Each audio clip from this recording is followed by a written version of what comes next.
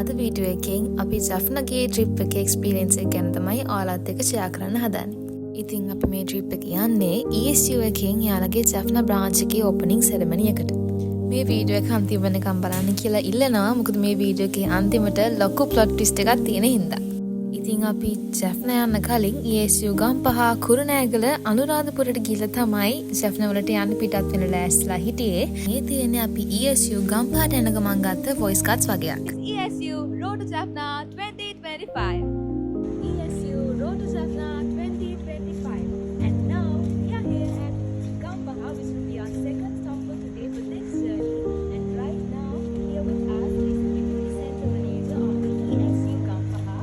මෙන්න මේ විදියට ESU ගම්පහ බ්‍රාන්ච් එකකට ඇවිල්ලා එතන ඉන්න හැමෝගෙම වොයිස් කට්ස් අරගෙන අපි ඊළඟට ගියේ ESU කුරුණෑගලට. අපිත් එක්ක එකතුලා ඉන්නේ ESOP Kurunegala Diploma Division Center Manager.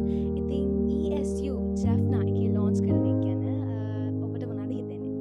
මෙන්න මේ විදියට ESU කුරුණෑගල බ්‍රාන්ච් එකේ වොයිස් කට්ස් අරගෙන එයාලගේ මේ ට්‍රිප් එකට යන්න එකතු හැමෝමත් එකතු කරගෙන අපි ඊළඟට යන්න හිටියේ අනුරාධපුරට. ඉතින් අපි අනුරාධපුරේ යද්දී වෙලාව රෑ 10යි. අනිත් එක හොඳටම වැස්ස. ඉතින් අපි වොයිස් කට්ස් මුකුත් ගත්තෙත් නැහැ. අපි කෙලිම ගියා ජෆ්නා වලට. ඉතින් ජෆ්නා වලට ගියා කිව්වට ජෆ්නා වලට ගියෙත් නැහැ. අපිට අන්තිමට වවුනියා වල නතර වෙන්න උනා තිබ්බ ෆ්ලඩ්ස් එක්ක. ඊට පස්සේ වවුනියා වලින් ආය අනුරාධපුරේට ඇවිල්ලා එතන නැවතිලා ඊට උදේ තමයි මේ.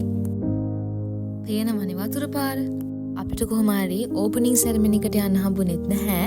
දුකයි තමයි ඒත් ඕපනින් සෙරමනි එක පැත්තක තියලා අපි කල්පනා කර කර හිටියේ මේ ගම් වතුර රස්සේ ගෙදර යන විදියක් ගැන.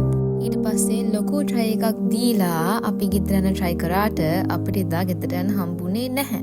ඒක මේ වීඩියෝ එකකින් ඔයාලට හොඳටම තේරෙනවා. මෙන්න අපේ බස් එක. අන්න වතුර.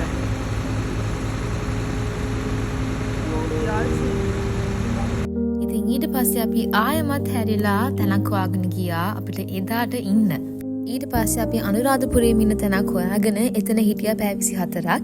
එතන වීඩියෝ ක්ලිප්ස් ඕනත් නැහැ. මොකද සිග්නල් තිබ්බේ නැහැ. කරන්ට් තිබ්බෙත් නැහැ. වතුර චුට්ටක් තිබ්බා. ඒ හිටපු පැය 24න් පස්සේ අපිට ආරංචියක් ආවා වතුර අඩු වෙලා කියලා. ඉතින් අපි ඉක්මනටම ලෑස්තිලා ඉක්මනට පිටත් වුණා. ඉතින් ඒ යන ගමන් ගත්ත වීඩියෝ ක්ලිප්ස් තමයි මේ තියෙන්නේ අපි එන ගමන් තිබ්බ ෆ්ලැට් සිටුේෂන් එක.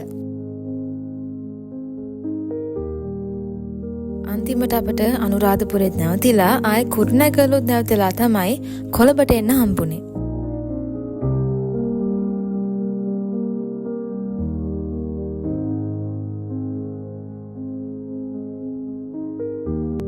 ඉතින් ඔයාලට කියන්න තියෙන්නේ ඔයාලා මේ වීඩියෝ එක බැලුවා නම් ඔයාලගේ පැත්තෙත් ගම් වතුර තියෙනවා නම් සේෆ් තැනකට ගිහිල්ලා පරිස්සමින් ඉන්න කියලා. මොකද රිස්ක් එකක් අරගෙන අපි වගේ අමාරු වෙන්න එපා කියලා තමයි කියන්න තියෙන්නේ. ඉතින් ඔයාලත් මේ ඩිසාස්ටර් එක ඉවර වෙනකන් කොහේ හරි ඉඳන් පරිස්සමින් ඉන්න. මං අද ගිහිල්ලා එන්නම් එහෙනම්. bye guys.